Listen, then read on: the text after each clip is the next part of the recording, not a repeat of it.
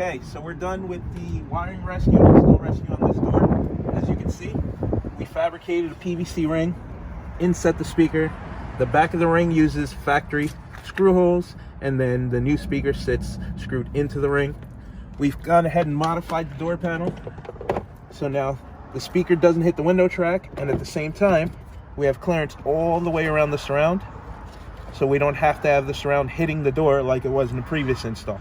So we have obstruction-free PVC rings, so they're waterproof.